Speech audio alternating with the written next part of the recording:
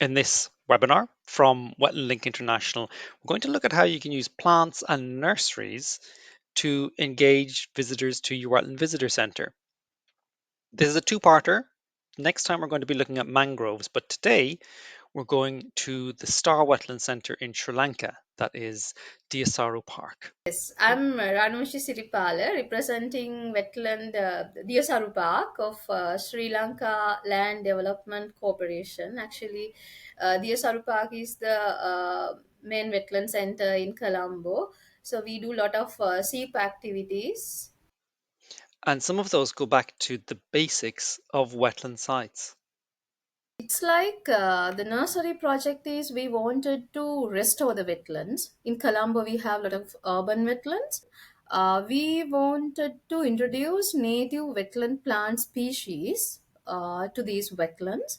So, as ecologists in managing these wetlands, we wanted always to encourage the suitable native wetland species because majority of Colombo wetlands are now invaded by alien invasive species.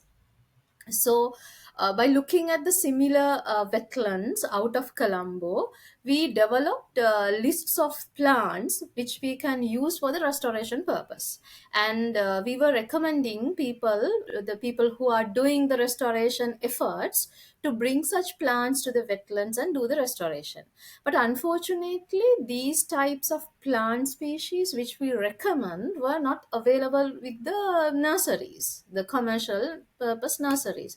We can pick couple of forest species also to restore the wetlands, but the majority should be the wetland species. In that perspective, we had no issue because we need to restore. The people are more delighted to do the tree planting campaigns and they want to like contribute. Then we have a problem to address this issue. Actually, what we started was to do the seed collection, because that Diyasaru Park, we started the Diyasaru Park development 10 years ago. We recently celebrated the 10 years anniversary of Diyasaru Park also. So before 10 years, when we developed Diyasaru Park, we did lot of vegetation introduction from different areas. The small saplings we introduced. Now they are at their maturity stage. Most of these species, they are in their flowering fruiting season, and they are now matured, and they have the they are producing their next generation within the Diyasaru Park. They are using Diyasaru Park as their like home. So we wanted to collect all the seeds from such plants, and we collected them to regrow as we can use it for the restoration purposes. So we actually we incorporated this concept when we apply for the Willy Asia Fund in 22 also. In the Village, that proposal, we add that part as well, because we wanted to have a certain number of seed collection campaigns to collect a considerable amount of wetland seeds. So in that perspective, actually we did a couple of rounds with them. First we started from the Saru Park. We collected the seeds from about 40 native wetland species, and we planted them inside the nurseries. And that we went to the other that outside of Diyasaru Park as well, within the Colombo catchment, and we collected the seeds to grow them in our nurseries. Actually, we initiated this with Diyasaru Park, and a lot of other voluntary groups, they joined with us. That the university, they have environmental societies. The Colombo University, the Faculty of Technology, they are environmental society.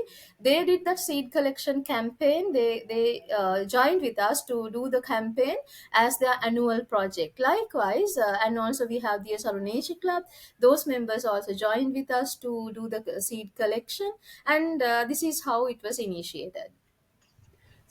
So, from that seed, how did it germinate? There, that our plan was to incorporate this within the country to like spread the message, and collect the seeds. So we wanted to have some native species. When we go to the native species, that the introducing that common natives to Colombo wetlands is also a positive point for us, because always, that Sri Lanka is a country rich in biodiversity, so we are always talk about the endemism. We have a great endemism in our rainforest like Singharaja forest, and the montane forest like Horton Plains. We have a lot of endemic species, but when it comes to Colombo wetlands, we wanted to have native species. Having native composition would be good. In that perspective, the species which we are looking for are not like legally protected into that extent, because these are common species. So they commonly use, that some of the endemic and endangered species are legally protected in Sri Lanka through the flora and fauna protection ordinance. So always we wanted to look for the species which are not under that particular legal instrument, so that the people can freely collect the seeds and hand over to the Diyasaru Park. Actually, that this concept is applying for us actually from the very beginning of the Diyasaru Park development, where Dr. Vijayaratna also might have experience. The Diyasaru Park, to introduce the first set of trees, actually almost all the employees in SLLDC, they contributed by looking at those so-called the native species from their hometowns. These are very common in the hometowns. They collected the seeds and bring it here and grown. So this concept we use, actually the SLLDC, that the in-house staff is also supporting in this perspective. They are also collaborating with us, and we were planning to have the regional collection centers by discussing with certain, that like supermarket chains. We can contact with supermarket chains and let the people to collect the seeds, and once they submit, like they can have a small discount or something in their day to day grocery or something like that, depending on the amount, the number of seeds they are handing over.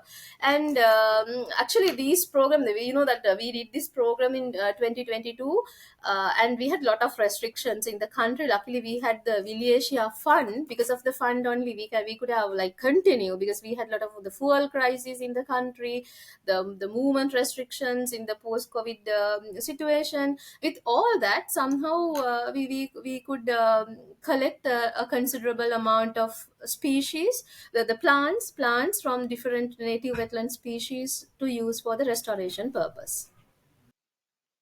So now back in the Wetland Centre at Diyasaru Park, how does this all connect with the visitors?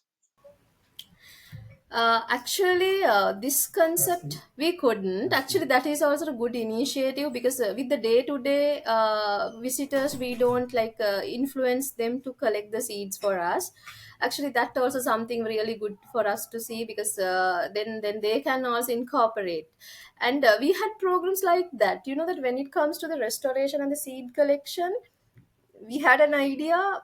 We have common some sort of native species that can be used for the landscaping purposes. Even in our home gardens, in our backyard, you can have such plant species, small like wild berries and such type of species. They can the berries, and now they attract the small birds and the butterflies as well.